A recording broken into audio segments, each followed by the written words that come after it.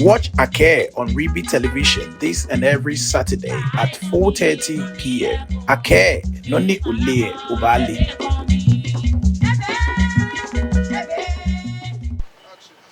Yo be wo kana gbe bi fe ke wo Ghana bi fe me manye fe ne de manye gbele twane taga bono le Reeby TV ke Ake se Teshie ni am me na Ake ne me na fe Teshie wala ga se be tun ke shapo ni yo gba olu e ke la skala gbe ye a kumo ko me na aje ko me ni aje ko ma ite ene wo Ake South Africa ko ni e ba poten am de bi no he wo poten ni akumo tun na aje shapo ye gbedegbe aye romo na one day se wo check ko me no no ke mara san gba fio ye ni ke ni tumo na e fa na won ba o de manye abale ablawo for the Shibam, one hour like I shake when I just shop with a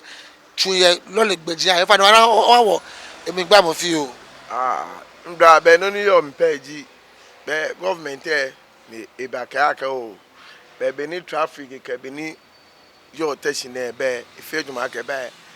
o gbe aba gbele mi ha o abaka wo aye si gbe aba feel 2 lane o amechewo o fe trash Ake be ameawo 2 weeks ni containers ni mamogbe ye wo femini wo wele wo be 2 weeks e ba wo temi kumeni o sumo na after wo ni be obe wo jenshi wo wele wo nyeme kume na wie baraka ba ma me aye oni bi e she ejino ni we bi e ameba na me fi oni di ameje lekman ameba amen kumoni bi egbe She make ke ahanya notice ko kura awo ye to no kura to mo ke akanya we to 2 months ago ne fa me ke gbe na ni to mo ka se che fa me ke la amo amele ani no to me ni yo ka mo ye la ka hele ni what meeting wa ya every week ye gbe na e ye port lem wa ya meeting imi bi na baba ni ji show den che amekewo abeka aba amekeloli ba announce agesi aba ni ji so a member na ba she ani ko ko yen wo mi yen me ke na politics some ke politics ko politics ni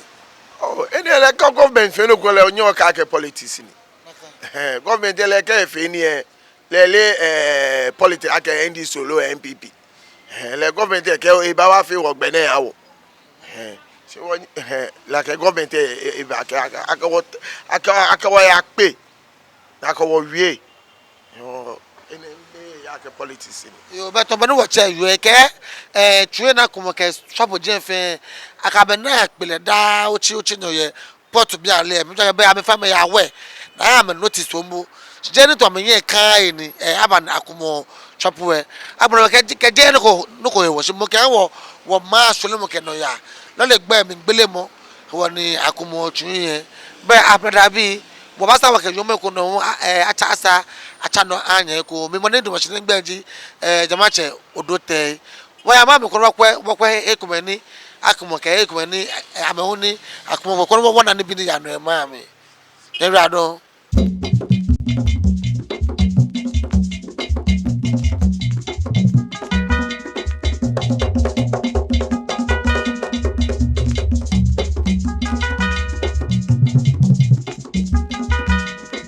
Watch Ake on Reeby Television this and every Saturday at 4:30 p.m. Ake Noni Ule Ubali.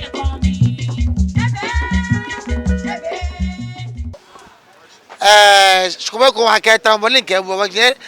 gbawulu e ke je la skala ke to aduro mi ke ya mobile ka se Nungua gbe na ka fi oba aje gbe nsi ka okọ Nungua gbe asakemba ni Teshie mo be fa ke se Teshie ma no ene wo ke yende aga first time ko ni aje shapo ni yo gbe ife me ni ba gbe mi aje am egbejigbe aye na wo ka wo check o ba na san gba se le ta flat che fi o ega mi che wo ba che ke mo te ame yo mo ni ame tu yo mo mi eja mo chia o me jo so aja ya nyani ti yesi ma jana na first kama no me kra ya nyani ti yesi ye yi mu store sa e wo kwan na wo no na ajabia ye mukaya sana ya stajwadi oh nkaye de ombo nkaye mfa nse be se ko be 2 months ni omo free nyam de ko e sare mo honum e ko mai 2 weeks but after that no em say ka be 3 or 4 days omo sa abe sa exercise we see no omo sa di ka be ma announcement ba me data na me ni yesi ba me be omo ka kire me nti mfa announcement di omo di ka ma ebi dada already omo di ka share 2 weeks a atwa be say 2 months di e ko be 2 months nti oni di omo boy nkaye. And for now no why setting why pushing be as one baby I would do no man kwana said why stranded dear mechanic say aban say is here the aban high or high chere say o hwe om di kan share say 2 weeks yen say na man free kwan no ye kope ba bi mu e mo ko ko set sika ni ade wo no ba within short time na aban san ba back say e kwan no sire ko be ni 3 no ayi ni 2 nti ye bituma yi animu no na ya de ya tena ha no e na animu sunu se uyi so na ayi se ahokira babat o ka se o ko bia o be se nka o ko first no so na o ko pe no so na unya market because o mantimi an clear animu animu yan furu ma ho na na ho no nti na ayi se o ma high bat be ndi ayi se de du se ye management o bia wo no ahokira ba de se ye sa na o se ye no be what you know you jagashi be I want me to know change your tone net to know basa aka talo lemini atwamanda fi aka shia baaje shop we gbegbe ai anyway egba na fi o aka shia ne ma mewa shimo to afete ame manage ko na me to ko na me ke ame yin acho yo e deja ye dase na ye we show well say be abeko ye ama idan so da masifa ene ajuma moye kama nyamishiramu bere kan no ake ba say ma me kan no kono wana tun ko be ni ko me pe na me amere fit money igba am na kula amatela shi ni am yela kan no e ko le wala am yin na me sa me ni bi amala shi no ne amabla yo ye an kwale ni atun ye ni wo bete ma be ko wana no ni ya no ye gbe wulu e o ka shi ko be ko ake no le ake ma no le no na me fito to gba mo na wa tese ma me tese gba wulu e wo ko no ya no gba wulu e era do yo be onya wo won ba o de manye Wanyaba. Gbene ke won ko gba wulu e ye ora ka se no bi kuma no ko ya no egbe aje tun ko me ke shop ko me and o ba nya wo ni le fe no yo ye do na fe egbe O fine ni le fi oni yo eji. January 27th January. Much like a 25th January na Baha announcement ake oba meet here Salem. It was 27th wa meet against many your shan gbe here. She am from ba meet wo wote. Nincho na mekwa jag example ba. do be tese fe de lo le gbere ipe Dabi. E meje shon ba. No wa meet. Be Utini or Jake Ministry of Roads and Highways, Department of Urban Roads, La Beach Road Completion Project. Oh, I can walk by Sunday. Chef Sanya say, na make a wake. Many your contain like a kiosk, la me way again. No, na make a one. Near Cofair Kona may and can won't you, and can away a jemme. Shall 2 weeks. Lele no ba wo so a hogba no juno ni wo chu no kete se no be bo no ni amiti yen wo ole no ni ya no o be lo fe to egbele o chikete se wona kan sha na fe am chikete se wona fe ni e ga sanye no ko yi akai yo shimo me ka shi sane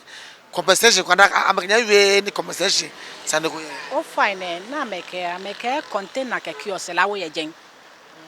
no la no make wo sha ayo twini le we ba gbegbe ai nye hia twem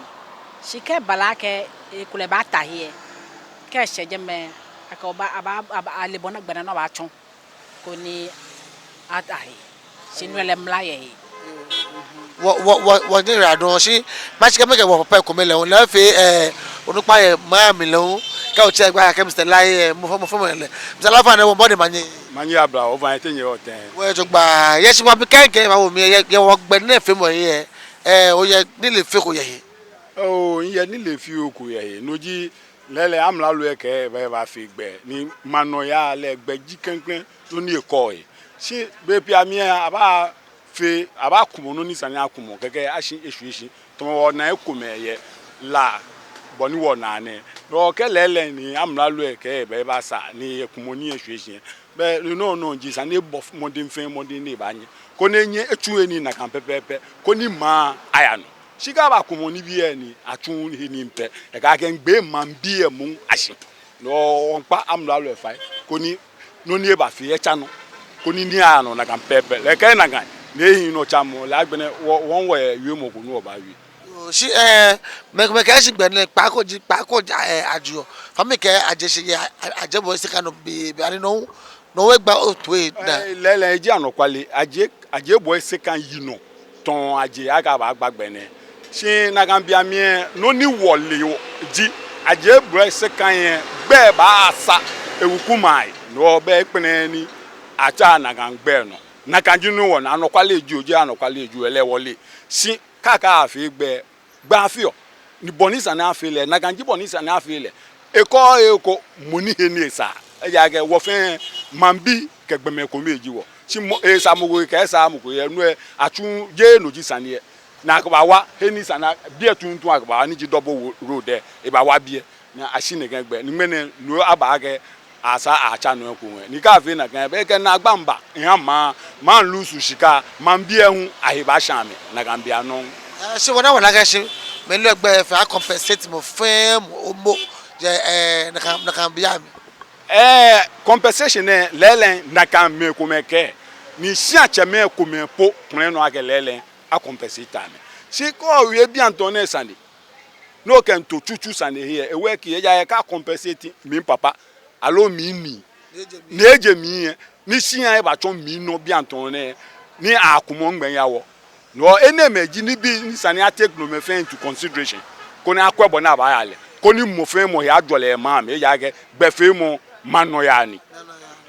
gbe fe mo mano ya ni wo che yo la don so ko we wo ma me ko lo yo ma se ni lo to igba me fi o fa na wo ba de ma ni o ma nye dron abra nye o na ka ngwe ne Teshie me sa nye ma me ne wo aka gbagbe aje shop lo le gbeji ya mi le oyo ka mo ye no ko me ni yo iwe mo ye ji ni na ka no egba na ajogba no ji ake sake government ni baba eke na ni amashido gban bona fe ko ni kaji o shikete ye heko lo street e ko ye heko na ba gba eke na amashi na akanye akano ko majeme ni semi ni aba fite ni eji na gba e da ke ko ma kashi amralu lo money yo hegbe e ba kwe ni he ni esa ni akano ko ma akani ba majeme ba kwe na pa ni ba majeme aba after shika na pa develop ni kaka semi kaka aba kumo eji na gba mi egba na wa nle mboko na gba shimi na egba na wa no wo hefe ni development ba jeme gbe he na ba fe gbe ye jogba nwe esani government akwe alo mo ni yo hegbe ye jeme ekwe kwa ni he ne sa na ka no ko ma e ka na machine na kaka ma ni semi ni aba fite eko mi na agba kura ni yo ni yo be wo je mi yo le we na agba ke wo bo mo de ko na mra lu ke meli ko agba ti gbe aye ke ye ko me no la ka be na afa gbe je me ba je ka kwa na ka no kwa ka ma je ni mo sa fite shika baba o se me ka ba ka shi me na ato na je na ka ne be je me wo nye me yo la don ke ake e ba Teshie ma wo kwa gbe ti gbe aye wo sa Teshie mo Teshie afi chuchu bo de yo won gbe wa gbeji am la fe lole anya go gba ni o ajowo ake no le ake ba no le no na me ficho ke twa no ma nju la bla wo fe me ne yo na gbeji ni odo te alo te me jamache odo te twa no ma nya bla wo fe